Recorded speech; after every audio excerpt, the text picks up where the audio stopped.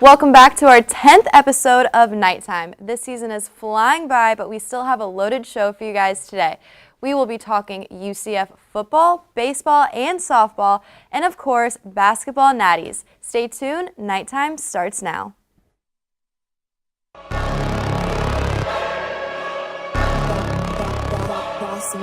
Things gon' change when I really hit the field. Undefeated chance, man, you know what's the deal. Tryna find a kid, I'm in the field doing drills. Boy, you just a sucker, you ain't never keep it real. 3 rings in my hand, I'm a warrior to the max. When I hang it up, they gon' have to give me plaques. Step up in the building and I only bring the facts. When I make a highlight, they gon' replay, run it back. Okay, always locked in, now I don't got time to lax. Saying he the best, he could take a lap. Batted 1,000 when you check the stats. Boy, is you ready? You ain't gotta ask.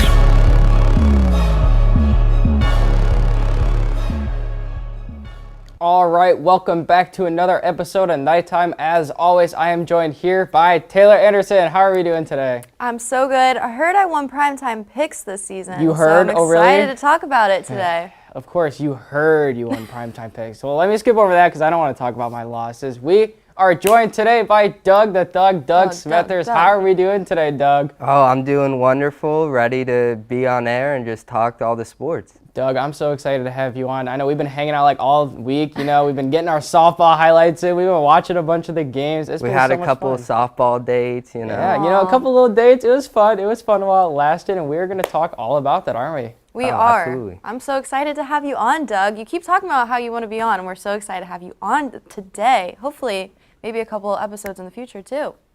Yeah, we finally made it happen. I'm excited. It's about time you volunteered to get on here. I know. We've been waiting. I guess we had to force you to, huh? Yeah, it took Taylor graduating to get me on the show. Okay, well, let's get right into some college football that we haven't talked about in a couple weeks. So UCF's Pro Day took place last Friday, where 9 players that included Mackenzie Milton going through skills and athleticism drills. Other players included Night Stars Cole Schneider, Big Cat Bryant, and Kalia Davis.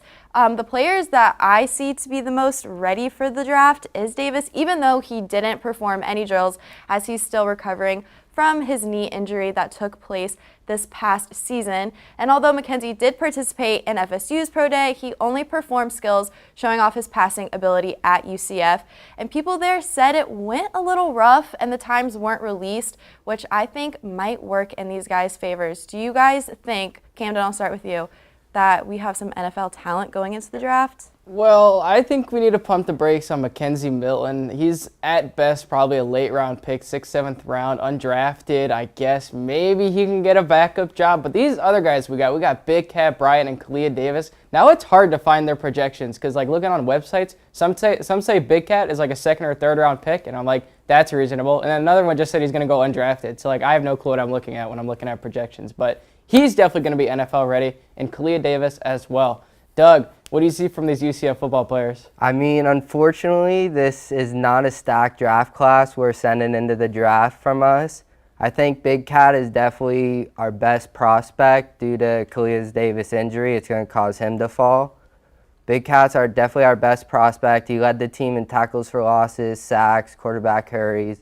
But he also had other games where he didn't look as good throughout the season. Right. So I definitely put him in like the 3rd round, probably Kalia Davis, like 4th or 5th round. Right. And make a good point. we're always rooting for Milton, but it's going to be someone that has to take a chance on him. Yeah.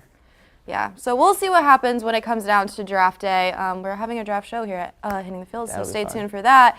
But hopping into some baseball, baseball swept the Bulls, winning their series 3-0. It was AAC opening weekend, and they won the war on I-4 with a total of 18-10. The pitching staff allowed 7 hits and 4 runs and 2 one-hit shutouts.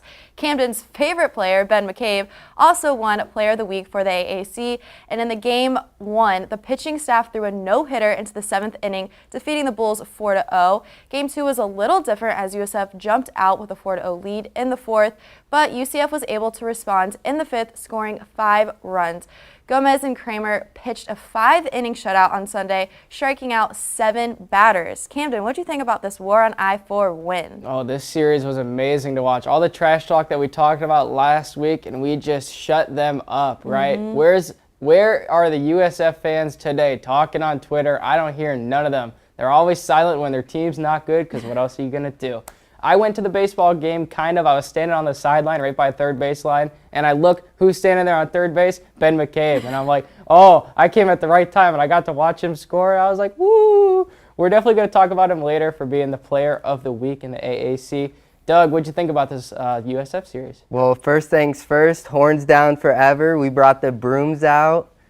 It was a great series for us. We won 5-0, 4-0, amazing comeback in the third game. Scored 5 runs in the fifth, tagged some more on later in the game. We had some great pitching all weekend. This was just a great series for us. It was a softball sweep and a baseball sweep for USF. Can't ask for anything better. But we've been talking a lot about inconsistency with this baseball team, and we saw it again Tuesday night. UCF fell to FAU Tuesday night 3-5. FAU hit 3 homers that broke UCF's 5-game winning streak. UCF was able to open up scoring in the first, but FAU was able to respond. UCF was able to take back the lead when Pena hit a sacrifice fly to let Jostin score, and UCF kept extending the lead in the 5th inning as Ruiz was able to beat a wild pitch home. But in the end, it was the 8th inning where FAU had a 2-run home run to take the lead and end up defeating the Knights. So inconsistency talk. Camden, what is up with this team? Well, this was the theme with our basketball team too. You know, play good against an opponent that you're like, wow, they swept USF. They just beat FAU last week. I talked about it. They won like 13-1. All right, how do they go and play FAU again and lose 5-3? It's because the game changes with one swing of a bat. Like you said, that 2-run homer, everything changes, and they put the game away. The consistency, you got to look at it. Like these teams, they went on a 5-game win streak as we talked about, but just we're not seeing the consistency from the baseball team, right, Doug? Oh, absolutely. You got to be able to beat FAU. You beat them once, you blew them out once, and you just laid a goose egg in this game. Especially coming off hot, you need to continue on that momentum. But softball took on number 5 Virginia Tech, the Hokies, this past weekend. Their first matchup came in a doubleheader where UCF was outscored 8-0. The first game was a 1-0 loss and was basically a pitcher's duel throughout the whole game. Game 2 really started in the 4th when Virginia Tech had a solo home run. The Hokies' runs kept consistently coming in with the works of errors and singles, but UCF was able to come out with a win Monday night where they defeated the Hokies 5-4 in walk-off fashion. Shannon Doherty hit a RBI double in the bottom of the 11th inning, sending UCF home with a win. So even though they did have 2 losses, what do you think about this walk-off home run, Camden? Well, Doug and I were at the last 2 of the games, and I know John Alfano was there too, but just a great performance to watch them win. Didn't we both get to see that walk-off, Doug? Yeah, if someone didn't leave by the 9th inning. Hey, I left after extra innings because we had the national championship to watch, but this guy, Doug, stayed committed and stayed to watch this game, and we were so excited watching this game. We were getting up excited, and we were getting in the face of Virginia Tech fans. It was a fun night, wasn't it, Doug? Oh, absolutely. Come on, Blue. We were yelling at the umpire the whole time. Every single pitch, we had all the fans looking at us like, what are you talking about? But we were having a good time. Yeah, it was a great day at the game. Yeah, Wednesday night, UCF also came up with the win against UNF in Jacksonville 2-1, and they are now 31-10 on the year. So they're getting back on track with scoring early. This was the 18th time this year that they had scored in the first inning. So we're really excited to see the softball team start to take off, get some momentum going, beating some good teams. So stay tuned. When we get back, we're going to do some basketball talk, and we have some new coaches coming into UCF. So stay tuned. I'm going with Cowboys versus Giants. Why? Because I am a New York Giants fan, and I want my first pick of the week to be my team. I see an upset for the New York Giants this Sunday. Bet your entire savings, and I'm telling you right now, they're gonna win. I don't care what you say. It's gonna happen.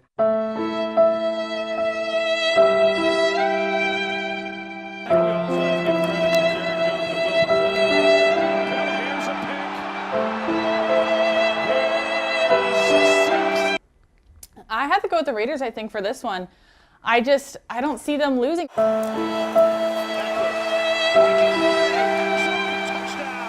Welcome back. It is now time for our primetime picks of the week, the best segment. I'm currently doing awful, standing at 16-10, Oklahoma State and Texas. I'm going Texas 35-27.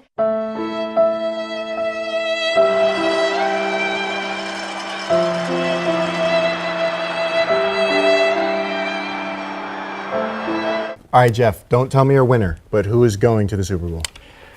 The New England Patriots Oh my gosh. Oh my God. and the Tampa Bay Buccaneers. God. The Oh NFL my is gonna God. the NFL is gonna make it happen.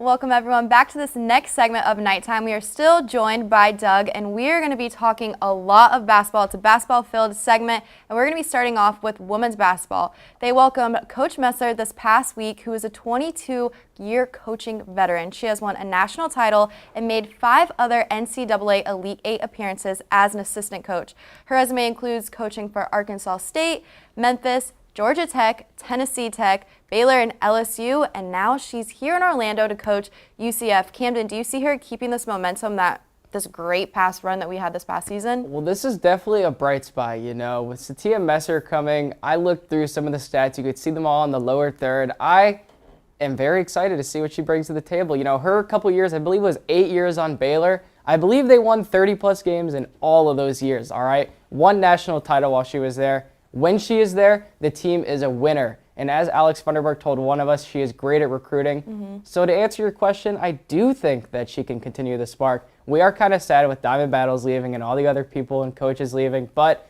this is definitely still a positive takeaway.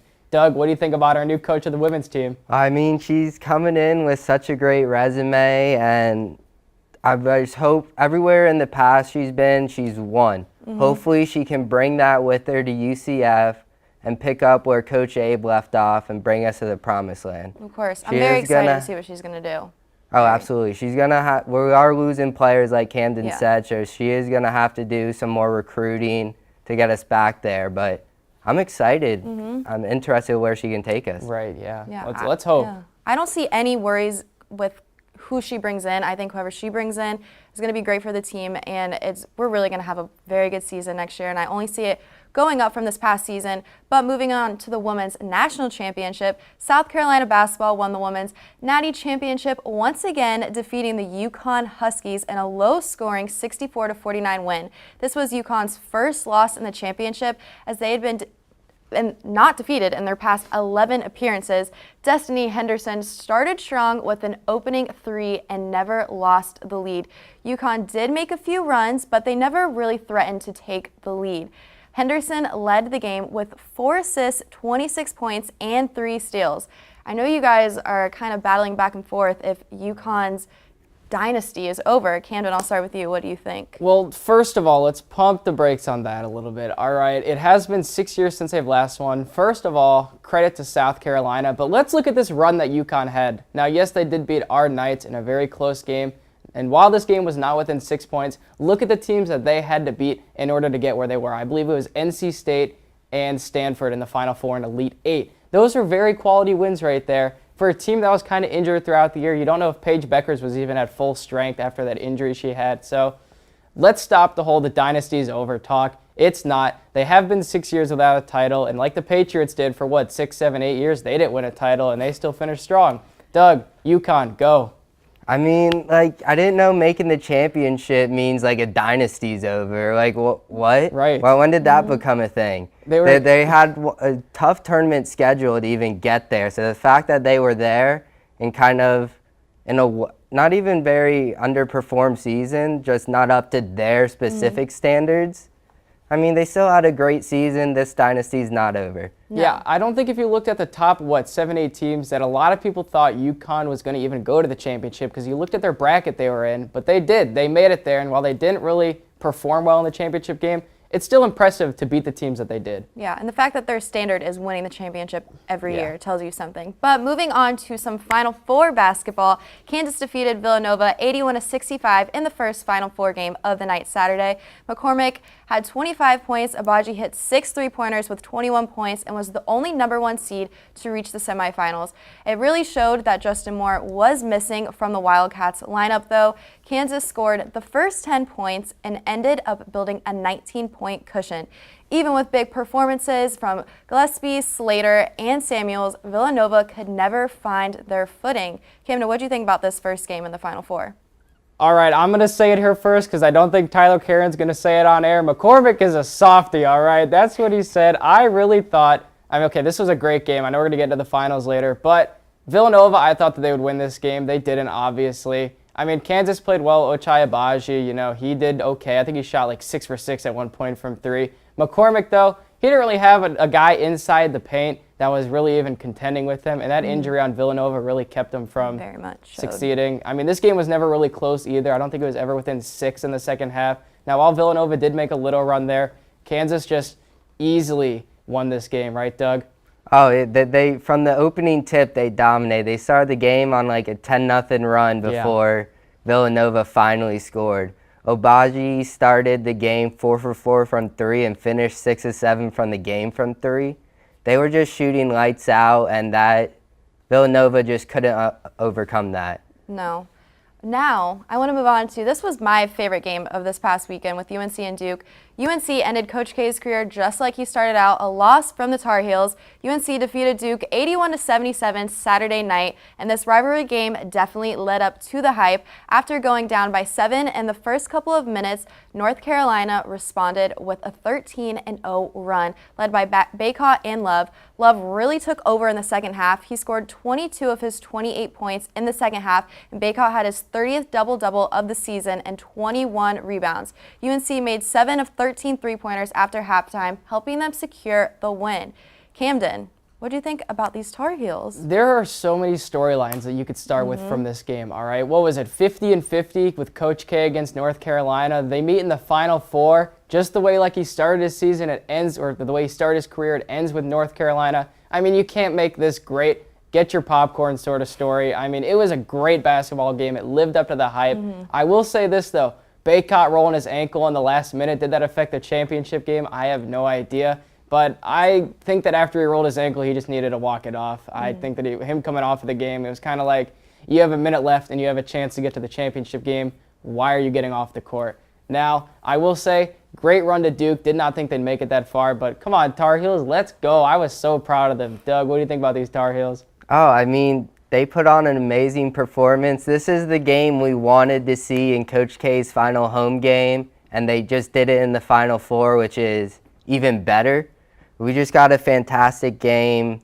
The ending of this game was really good. It was back and forth until Love hit a dagger 3 with like 28 seconds left. Right. Right. And another really fun game that, of course, we always see in March Madness when it comes down to the championship game. College basketball came to an end Monday night when Kansas defeated Tyler's UNC 72-69. Kansas started off with a 7-0 lead, but UNC went on a 16-0 run late in the half. Kansas trailed by 16 points in the first half and was down 15 at halftime. They erased UNC's lead with less than 11 minutes left with a back-and-forth battle, getting the game tied 65-65 with 3 minutes left. With Harris Jr. stepping out of bounds, which Camden really wants to talk to, giving UNC back the ball with a couple of seconds left, Love's final shot was off the mark, leading to a Kansas championship win. They also made history with the largest comeback in the NCAA championship men's basketball game. Shout out Noah, your team won. Congrats. Really didn't see it at the beginning of the season, but they did it just for you. Camden, what'd you think? All right, well, let's look at this. How many times did Noah come on Nighttime and talk all that good Kansas talk? And we all looked at him like, whatever, that's just your team. You know, he's just saying this because it's his team. They won't make it that far. And, of course, they come out and win the championship. So congratulations to you, Noah Kemper. Very proud of you for picking your own team.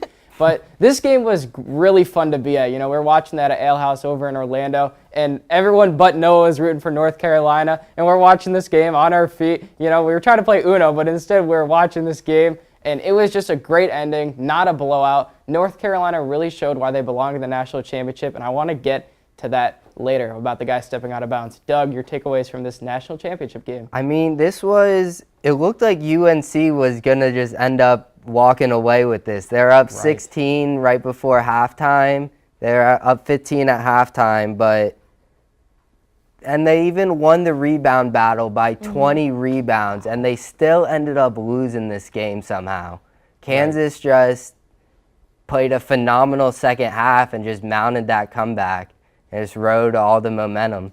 I mean, it's a national championship game. I don't think any of us thought Kansas was going to be out of it, but please, let's get to this guy stepping out of bounds. When they showed those Kansas fans all arrogant, whatever they were, celebrating with up by 3 with 4 seconds left, I was thinking, I hope this comes back to bite them. And it totally did with that dude stepping out of bounds. I've never seen Noah Kemper look so shocked. Hands on his head. He was like, huh? And we're all just jumping around, so happy. It just was unfortunate that Caleb Love did not hit the shot. He kind of threw, by the way. I think he went 5 for 24 from the field. That's all I'm going to say about that. Doug, what do you think about that dude stepping out of bounds? I mean, what a bonehead mistake. Like, you are a guard, 4 seconds left in the championship game. You just have to dribble out the clock and get fouled. And you step out of bounds to give the other team a chance to tie it. What are you thinking? Yeah, Kansas -4 bettors were definitely crying after that one because they didn't even get to shoot free throws. We were all hoping that shot went in, but unfortunately, it kind of airballed. And yeah, it was not the ending we all expected, but still, great national championship game and a great college basketball season. It definitely was. Sad to see March Madness come to an end, but we have a very fun segment coming up because we no longer have primetime picks, which we're going to get to that winner in just a couple seconds. But stay tuned. A new segment of Nighttime will be right up. Oh, it keeps coming back. We're going to need to go away. Welcome to the Hcf Hot Wings Challenge. One of you guys actually do hot sauce like regularly? No. It's like the least black thing I do. Oh, wow, okay. I say Johnny goes first on this one. I agree. Now, the Buccaneers are going to play the Washington football team. That can't happen. It will happen. I'm terrified. No, I really hate it. No. Yes. No. Yes. No. Yes. No. You're wrong. If it wasn't for Kanye jumping up on stage and doing the I'm gonna let you finish, but no one would know Taylor Swift. Nitro's dump truck. And if you don't know what I'm talking about, Why is Nitro thick? I don't know how many squats I need to do to get up like something like that, but I will do it. Oh! Oh my God! Baseball, obvious reasons. Babe Ruth, if you want to go currently. I feel like that's just like a thing.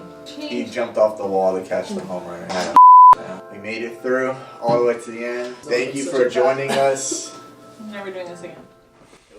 Welcome back to segment 3 of Nighttime. Usually this is where we get to do our primetime picks, and I do want to say before we get into our new segment, congratulations to Taylor. I am so sincere when I say this. Congratulations on winning primetime picks. Now, I did forget the crown today, but nonetheless, congratulations, Taylor. Honestly, you beat me fair and square. If you guys watched last season, you would understand that I did awful when it came to college football primetime picks. So very happy that I walked away with college basketball primetime picks. But Camden also has 3 more years of being able to win. So I'm glad in my graduating semester I could walk away with a win. This is true. I had to let you get this one. But to be honest, I really thought I knew what I was doing, and I did not. We are still joined by Doug because we have a special segment since there are no more primetime picks. We are going to be highlighting, unless Taylor, would you like to explain it? Sure. So this is our new segment called Nightlight, and we're going to be highlighting specific nights throughout the week that we feel are our players or athletes of the week. Can come from any sport. So starting off, mine's going to come from UCF Cheer with Chrislyn and Michael. They are competing in Daytona this weekend at the NCAA Cheer and Dance competition. If you guys watched Cheer from Netflix, it's that big Daytona competition that goes on. They're competing in the partner stunt division, and it is going to be a very tough battle. They are competing against people from the Netflix show from Navarro College. They're going to be representing the UCF cheer team by themselves. The UCF club cheer team will be there, but they will be representing our normal UCF team. So very excited to see how they place in the partner stunt category, and we are wishing them the best of luck. Camden, who's yours? Right, best of luck for competing in that competition. I'm going to go with, is anyone surprised, Ben McCabe. All right, I finally got to catch a baseball game, and I finally got to see him work. Of course, the game I go to is the game where he goes 4 for 4 with a few RBIs. I mean, this guy is insane. His batting average was through just for me. He knew I was in the crowd, I think. His batting average over the last week was insane. What was it, like .693 or something like that? It was insane. When you sent me that post, I knew immediately who I was going to talk about winning the AAC Player of the Week. None other than Ben McCabe. So proud of him for how he's performed the last week. Hopefully he could keep it up throughout the season. Doug, let's get your player. I mean, I'm going to stay in baseball. I know you're Ben McCabe this, Ben McCabe that. I'm going to go with a pitcher of ours, Connor Stain. He pitched a 6-inning shutout in the first game in the doubleheader against USF. He's now improved his record to 4-0 on the year.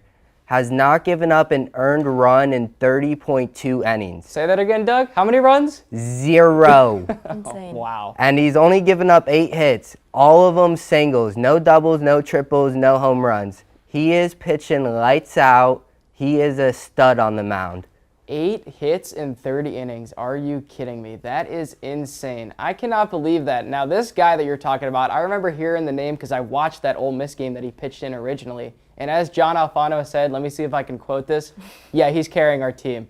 Now, one thing I will say is that no matter how many runs you score, if your pitcher is not pitching well, you're probably not going to win. All right, so pitchers absolutely do matter. And this guy's record, you said, was what, 4-0? Undefeated, 4-0. Undefeated. And again, how many runs has he given up? 0. 0 runs. That is really impressive for playing 7 games and no runs. If I went out there, I don't think I could hit a single pitch from this guy. Now, I'm Ben McCabe this, Ben McCabe that. He is still really good, but this pitcher that you mentioned, yeah, lights out pitching, right, Taylor? No, our pitching staff this past season has been insane, so I feel like in its own segment we should have a whole Nightlight segment just highlighting them because they have been producing shutouts, been adjusting very well to switching on and off the mound, and they are not letting that many hits happen.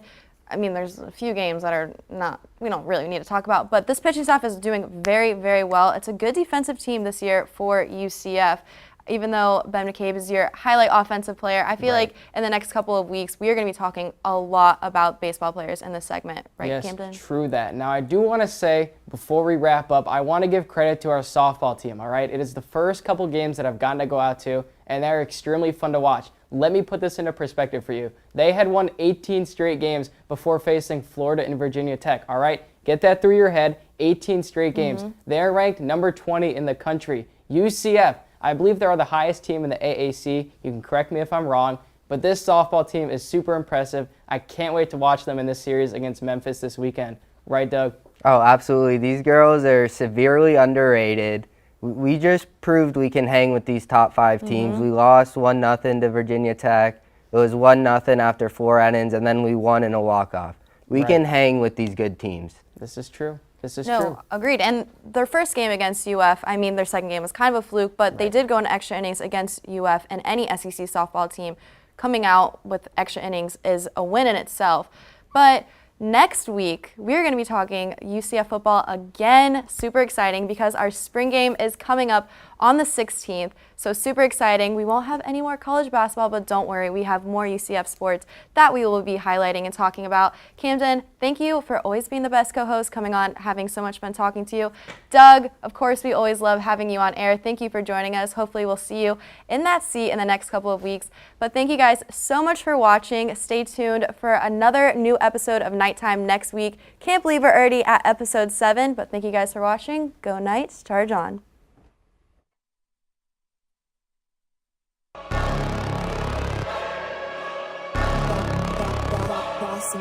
Things gon' change when I really hit the field. Undefeated champs, man, you know what's the deal. Tryna find a kid, I'm in the field doing drills. Boy, you just a sucker, you ain't never keep it real. 3 rings in my hand, I'm a warrior to the max. When I hang it up,